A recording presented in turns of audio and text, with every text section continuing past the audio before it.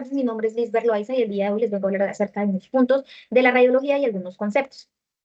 Tenemos que la dosis absorbida se define como la energía impartida por la radiación ionizante a la materia, como un tejido, órgano, cualquier material, por unidad de masa de esa materia. Se expresa como con esta fórmula que vemos en pantalla.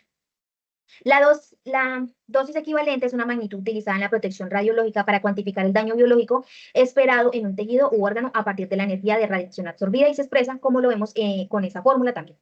La dosis efectiva se define como la suma ponderada de las dosis equivalentes en todos los órganos y tejidos del cuerpo, utilizando factor de ponderación tisular para cada uno y se expresa de esta manera. Por otro lado, tenemos que los factores de ponderación de la radiación, WR, es una magnitud adimensional que se utiliza para cuantificar el daño biológico relativo causado por distintos tipos de radiación a la misma dosis absorbida.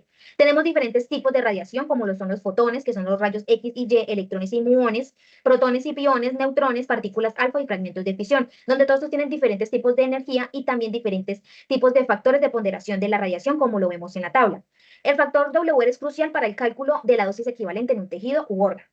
Por otro lado, tenemos los factores de ponderación tisular, WT, que es un coeficiente adimensional que se utiliza para cuantificar la sensibilidad a la inducción de efectos estocásticos como el cáncer y el daño genético de un órgano o tejido específico en relación con el riesgo si todo el cuerpo fuera irradiado de forma uniforme. Tenemos diferentes órganos o tejidos, como lo son la médula ósea, el colon, el pulmón, tiroides, esófago, cerebro, glándulas salivales, tejidos, órganos restantes, páncreas, timo, entre otros, donde también tienen diferentes factores de ponderación tisular.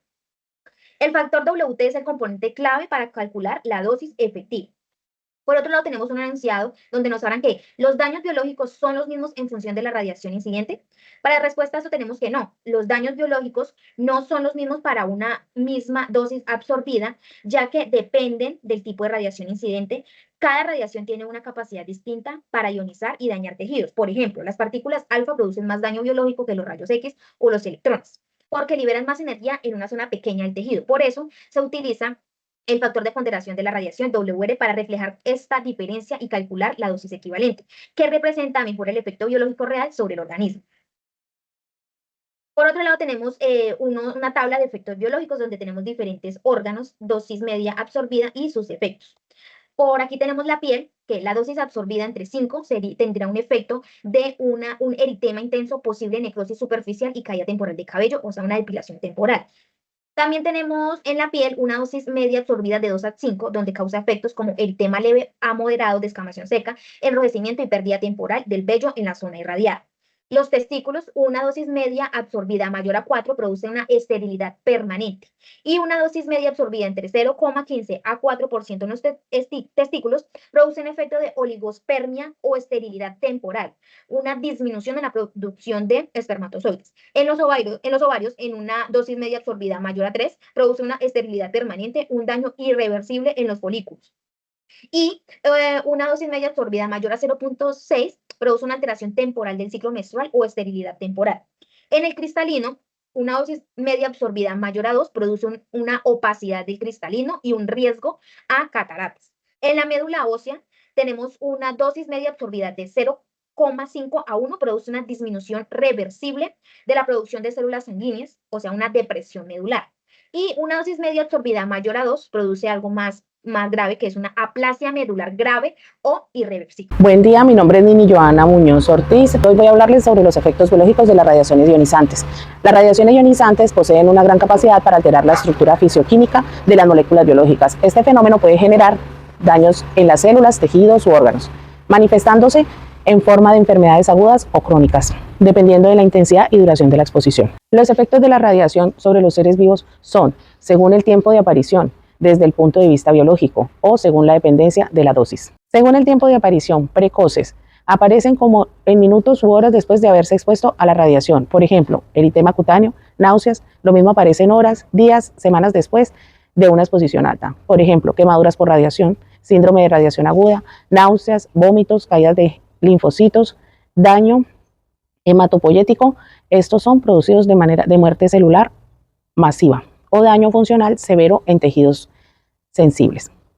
Según un punto de vista biológico, sus efectos sintomáticos solo manifiestan en el individuo que ha sido sometido a la exposición de radiaciones ionizantes, por ejemplo, el eritema. Con efectos tardíos aparecen meses o años después de la exposición, por ejemplo, el cáncer radioincluido, la radiodermatitis crónica, las mutaciones genéticas. Estos son de aparición retardada y se manifiestan meses o años, incluso décadas tras la exposición. Su efecto hereditario no se manifiesta en el individuo que ha sido expuesto a la radiación, sino en su descendencia, ya que lesiona las células germinales, según la dependencia de la dosis. Su efecto estocástico son efectos absolutamente aleatorios, probabilísticos, pudiendo aparecer tras la exposición a pequeñas dosis de radiación ionizante. No necesitan una dosis umbral determinada para reducirse, si bien al aumentar la dosis aumenta la probabilidad de aparición. Su efecto no estocásticas. Se necesita una dosis umbral para producirlos, por debajo de la cual la probabilidad de aparición de los mismos es muy baja. Suelen ser efectos precoces, por ejemplo, el sistema cutáneo. Los efectos de las radiaciones ionizantes sobre la materia viva son resultados final de las interacciones físicas, ionización y excitación de los fotones o partículas con los átomos que la componen. Los efectos de la radiación sobre los seres vivos pasan por sucesivas etapas que ordenan aquí según su escala de tiempo de menor a mayor, según la dependencia de la dosis. Los efectos biológicos de las radiaciones ionizantes se caracterizan por su capacidad para alterar la estructura molecular y celular de los organismos vivos, generando daños que pueden ser inmediatos y manifestarse a largo plazo. Estas características dependen de múltiples factores, entre ellos el tipo de radiación, la dosis absorbida, la duración de la exposición, la frecuencia y la sensibilidad biológica del tejido afectado. Sus características son la herencia genética y transgeneracionalidad. Las radiaciones pueden afectar las células germinales, produciendo alteraciones genéticas que se transmiten a la descendencia. Aunque es difícil su observación directa en humanos, estudios experimentales han confirmado el potencial mutagénico y hereditario de la exposición ionizante. Buenos días, hoy voy a explicar brevemente cómo la radiación ionizante daña el ADN y qué factores influyen en la sensibilidad de las células a ese daño. La radiación ionizante puede afectar el ADN en forma directa, golpeando la molécula, o indirecta cuando genera radicales libres del agua que luego dañan el ADN. Los principales tipos de lesiones en el ADN son daños en las bases nitrogenadas, como oxidaciones, que si no se reparan pueden causar mutaciones, rupturas de cadena simple, que afectan solo una hebra y suelen repararse fácilmente, rupturas de cadena doble, que son más graves porque afectan ambas hebras y pueden causar aberraciones cromosómicas o muerte celular, enlaces cruzados, donde el ADN se une a sí mismo o a proteínas, bloqueando su función, y aberraciones cromosómicas como las translocaciones o deleciones que pueden originar cáncer si no se reparan bien. Ahora bien, los factores físicos influyen en qué tan sensibles son las células a la radiación, la transferencia lineal de energía y la eficacia biológica relativa. La transferencia lineal de energía indica cuánta energía deposita la radiación en el tejido. Si es alta, como en las partículas alfa, el daño es más severo. En la eficacia biológica relativa se compara el efecto biológico entre distintos tipos de radiación. A mayor transferencia lineal de energía suele haber mayor eficacia biológica relativa, porque se necesita menos dosis para causar el mismo daño. En resumen, no solo importa cuánta radiación se recibe, sino también el tipo y cómo interactúa con el tejido, ya que de eso determina el daño en el ADN y la radiosensibilidad de las células. Gracias. Cordial saludo, mi nombre es Wendy Patricia Ospina Valencia y voy a desarrollar el punto número 7 y 8. En el punto número 7 nos preguntan en qué consiste el síndrome de radiación aguda, describa la secuencia de eventos ocurridos en función de tiempo y su manifestación clínica. Bueno, el síndrome de radiación aguda se da cuando una persona recibe una dosis alta de radiación ionizante en un periodo corto de tiempo, generalmente mayor a un gray. El gray es una unidad de medida en el sistema internacional que, pues como su nombre lo dice, es para ayudar a medir la dosis de radiación absorbida. Para este síndrome se puede ver afectada la mayor parte del cuerpo o todo el cuerpo. El síndrome nos refleja el daño directo que la radiación provoca sobre las células, sobre todo en la médula ósea y en el tracto intestinal. Esta enfermedad se presenta en varias fases, dependiendo del nivel de exposición que haya tenido el paciente, y asimismo será la secuencia y severidad de los síntomas que tengan. Para la primera fase tenemos la fase prodrómica, que se aparece a las pocas horas después de la exposición, y en esta se pueden manifestar náuseas, vómitos, fatiga, falta de hambre, y si la dosis recibida fue muy alta también se puede presentar diarrea y fiebre. Estos síntomas suelen durar de minutos a horas. En la fase número 2 tenemos la fase latente, que es un periodo en el que los síntomas parecen desaparecer, el paciente cree mejorar, pero mientras la persona mejora internamente el daño celular, continúa progresando en esta fase. Esto suele durar horas o hasta varios días dependiendo de la dosis de radiación. Entre más elevada fue la dosis recibida, más corto será el periodo de esta fase. Para la fase número 3 tenemos la fase de manifestación clínica. En esta fase pues es como la fase más mortal, que es donde se ven los síntomas también más severos. Según la dosis pueden observarse daños hematopoyéticos, gastrointestinales, cardiovasculares o también neurológicos. Para el síndrome hematopoyético se da entre una dosis recibida entre 1 y 10 grays. Se destruyen las células madre óseas para este momento, así que se puede dar también una anemia grave. Afecta a los glóbulos blancos, por ende recurren infecciones y hemorragias dada la baja de plaquetas. Para el síndrome gastrointestinal, este se da entre 10 y 30 grays. Se ve gravemente alterada la mucosa intestinal, generando un dolor intenso en el estómago o zona del abdomen. También vómitos y diarrea intensa, por ende va a ocasionar una deshidratación y pérdida de electrolitos. Tenemos por último el síndrome cerebrovascular. Acá pues estamos relacionando tanto el corazón como neurológico, esto se da mayor a 50 grays y el daño es más que todo en el sistema nervioso central, causando pérdidas de conciencia, convulsiones y pues una muerte rápida. Para la última fase tenemos una fase de recuperación o desenlace. Si la dosis no fue muy alta, el cuerpo intentará regenerar tejidos y células dañadas, especialmente en la médula ósea. Por el contrario, si las dosis fueron muy altas, pues simplemente se ocurrirá una muerte en muy pocas horas.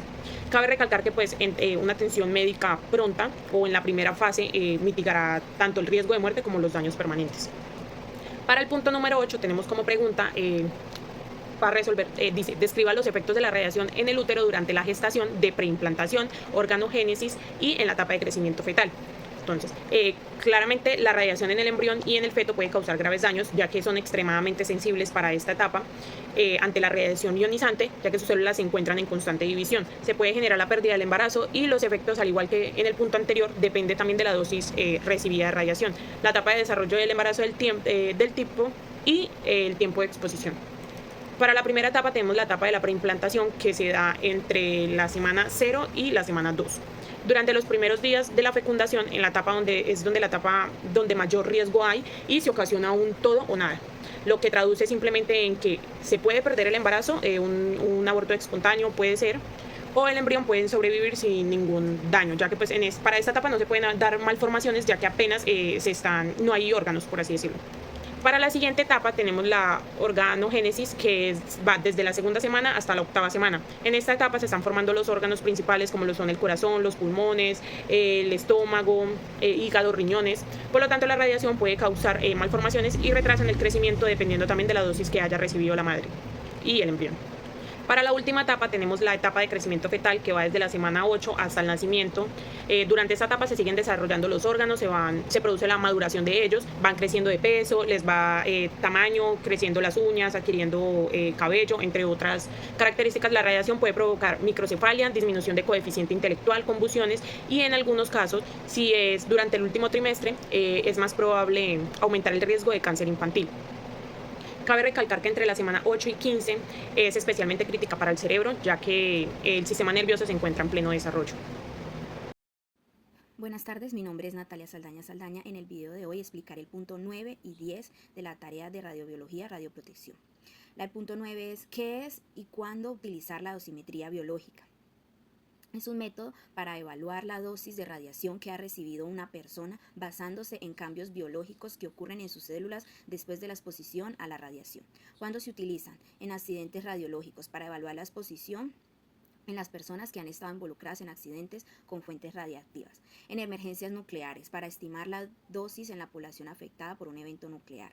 Exposición ocupacional, para monitorear a trabajadores que están expuestos a radiación en su trabajo, especialmente cuando los dosímetros físicos no están disponibles o no son confiables. En investigación, para estudiar los efectos de la radiación en las células y los tejidos. El método más común de dosimetría biológica es el análisis de aberraciones cromosómicas en linfocitos de la sangre.